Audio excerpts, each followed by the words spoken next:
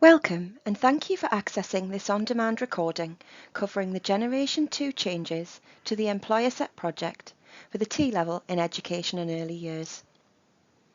In this recording we'll take you through the main updates to the ESP, including changes to task structure and timings, updated evidence requirements, the introduction of reflective models in Tasks 4, and new expectations around tutor involvement.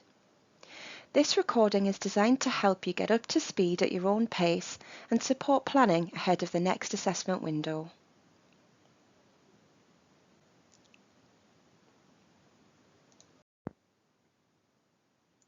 Now let's dive into the key changes. This slide outlines some of the key updates to the ESP for Education and Early Years Generation 2. To begin with, the ESP draws directly upon some content from Element 1, which is Wider Education Sector, specifically 1.2, and all of the content from Element 7, which is Professional Practice 7.1 to 7.7. And students will demonstrate an understanding of this core knowledge through demonstrating the skills required to complete the ESP. Next, you'll notice that task numbering has been streamlined. For example, the I and II breakdowns have been removed to simplify the structure. Another update you may have noticed is that every task now has a set time limit. This includes the pre-release, or sometimes called preliminary research activity. It's important to plan sessions with these timings in mind. For Task 2C, any updates to the activity plan must be made on a copy of Proforma B, and all edits will need to be in blue text so changes are clearly visible for the examiner. There's also clearer guidance around what students are allowed to refer to in each task, particularly when it comes to using earlier task documents within Task 4.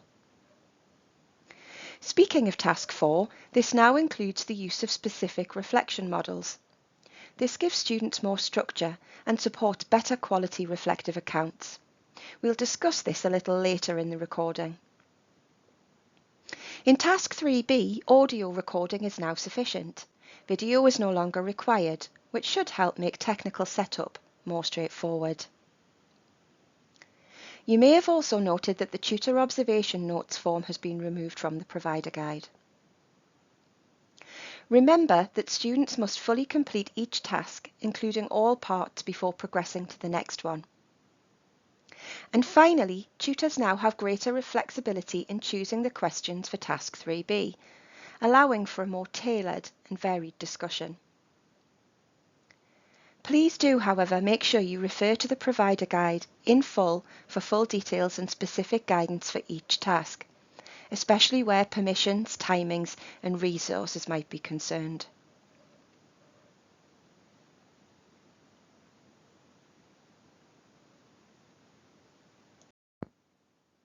Now let's take a moment so I can highlight the tasks and timings table. You'll find this on page 9 of the Generation 2 Provider Guide under the Instructions for Tutors section. This table sets out the maximum time allowed for each part of the assessment, including the preliminary research, all 4 tasks, and any group or individual activities like discussions and presentations. It's really important because it helps us plan our assessment sessions, make sure we're staying within time limits, and support students in managing their own time effectively. So as you prepare your delivery schedules, you can refer to this page. It's a key tool to keep everything on track and also compliant.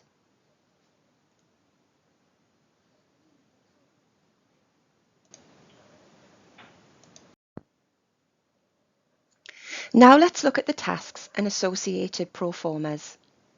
Proforma A, which you can see here, is designed to help students create a support or intervention strategy based on the needs of a child or young person from the given scenario. It's important to note that this is pathway specific. For early years educator students, they need to complete an early support plan.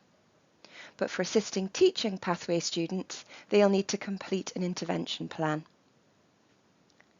Each student is required to complete one plan using the Proforma. This forms part of the required evidence for Task 1A and should reflect their understanding of how to respond to individual needs in a practical and structured way. Take a moment to review this with your students so they understand both the format and the purpose behind it.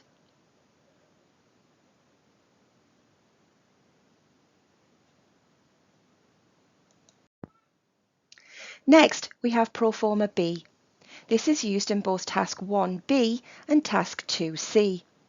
This proforma is where students design an activity that supports the child's development or learning based on the support plan they created in Proforma A. In Task 2C, students revisit and revise this plan. They'll submit an updated version using the blue text to show any changes, along with a short justification box explaining why those changes were made or confirming that no changes were needed. This helps demonstrate how students reflect on feedback and adapt their approach, which is a key part of this assessment.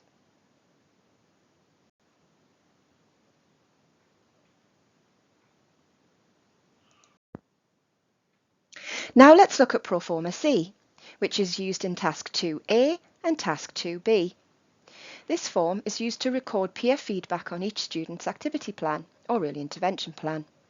It supports structured, purposeful discussion and helps students reflect on the strengths and areas for improvement in their work. Each student completes one Proforma C per peer that they give feedback to. As tutors, you're responsible for reviewing and approving these forms to ensure fair and balanced peer feedback. Students will refer back to this feedback in Task 2C when they revise their activity plan, so it plays a really important role in their final submission.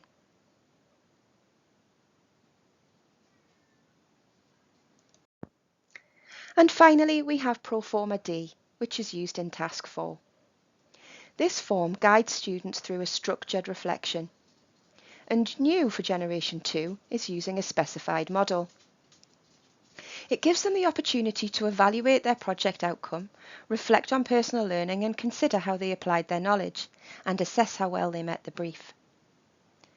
This is an important part of the assessment as it helps students demonstrate critical thinking and the ability to learn from their own experiences.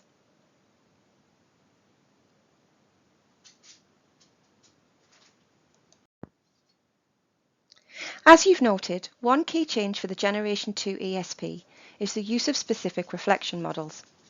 Let's take a look at the three possible models. Remember that while you'll teach these in class, the proformas are very structured to help your students use them effectively, and they'll only be asked to use one as part of the live assessment.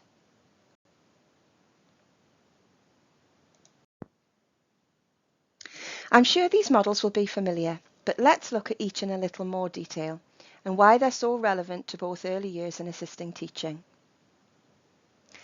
Kolb's model is a four-stage cycle that explains how people learn through experience and reflection. It starts with a concrete experience or something you do, and then you move into reflective observation where you think about what happened. Next is abstract conceptualization, where you draw lessons from the experience. And then finally, you apply what you've learned in active experimentation to help improve future practice. It's a really useful model for encouraging continuous learning in real-world settings.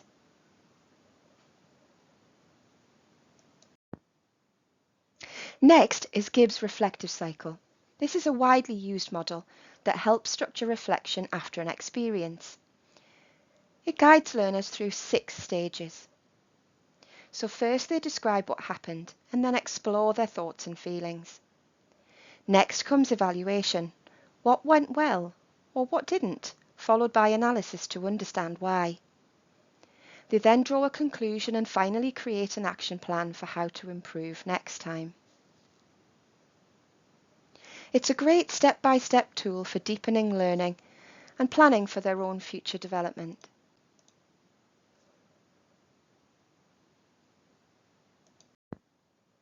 And lastly, this model focuses on reflection through experience, emotion and learning, the Bowd, Keogh and Walker model. It guides students through 3 stages. Returning to the experience, so describing what happened and how they felt. Reflecting on the experience, Here they need to evaluate what worked and what didn't, and then re-evaluating the experience, where they can identify lessons learned and how to improve. Remember, all three reflective models are clearly broken down on the Proformas NCFE provide to support your students. You could practice using these models after practical tasks in class to structure group or individual reflections, or encourage students to use them to reflect on their placement. This will help them become familiar with the models by the time they reach the live ESP window. All of them are especially valuable for T-level education in early years because they mirror the reflective practice expected in real settings, encouraging your students to think deeply and to adapt and develop as professionals.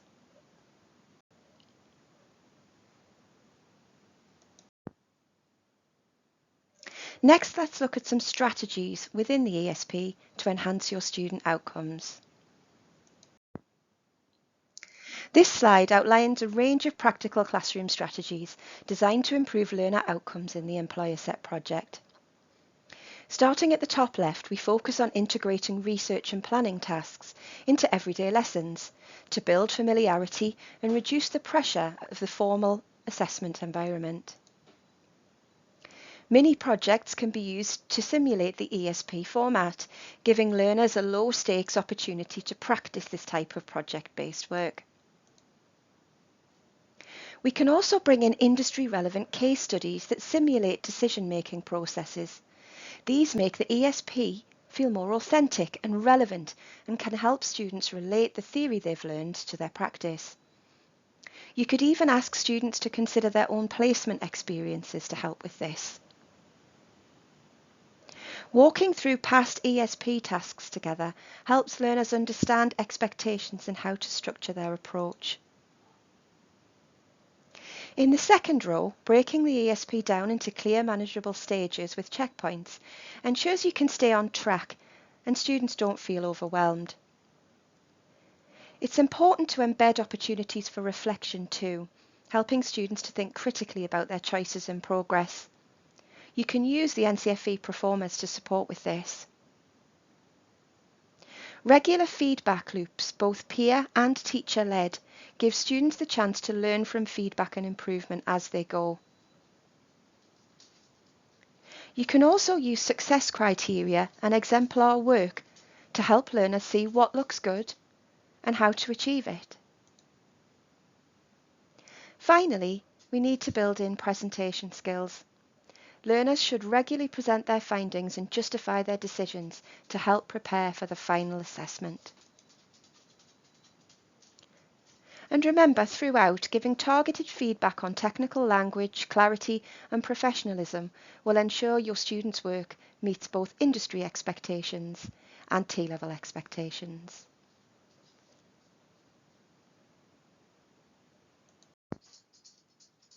Next, let's take a look at continued support, what's available to you and how we'll be helping you moving forward.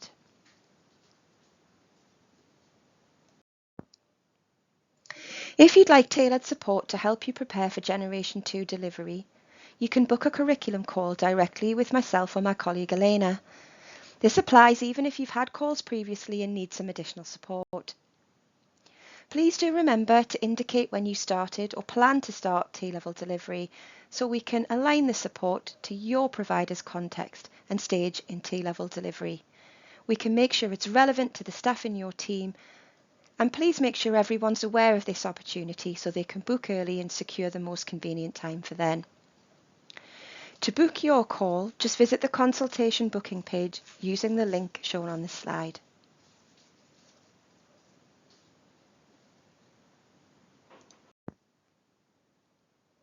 To help you prepare even more for the delivery of Generation 2 education in early years, Provider Development are offering 2 key support sessions in August. These sessions are open to all providers and designed to help you understand the Generation 2 specification, explore structural changes and get your questions answered before delivery begins in September 25. On Wednesday 20th of August there'll be a CPD session focused on preparing for Generation 2. This session will provide a clear overview of the key updates and core elements of the new specification, with some dedicated time for questions. Then, on Wednesday the 27th of August, there'll be a drop-in clinic, giving you the chance to ask questions, explore available guidance, and gain some practical advice around curriculum planning, delivery expectations and implementation.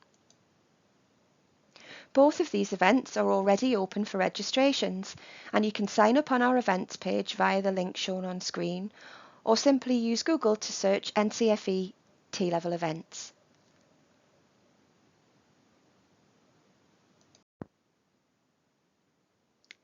To support collaboration and shared learning around the Generation 2 T-level, we're also inviting you all to join the Education and Early Years community of best practice if you haven't already.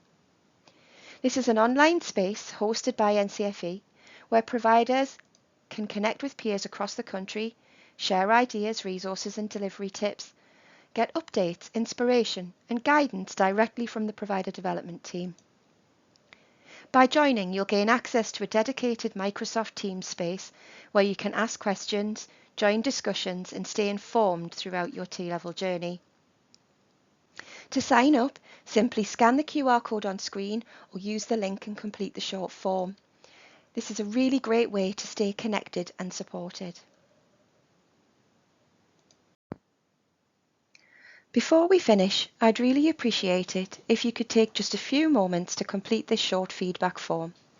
Your insights are incredibly valuable because they help us improve the content, delivery and usefulness of these recorded on-demand resources. Simply scan the QR code on screen now to get started. Thank you in advance for taking the time to share your thoughts, and we hope to see you at our upcoming events.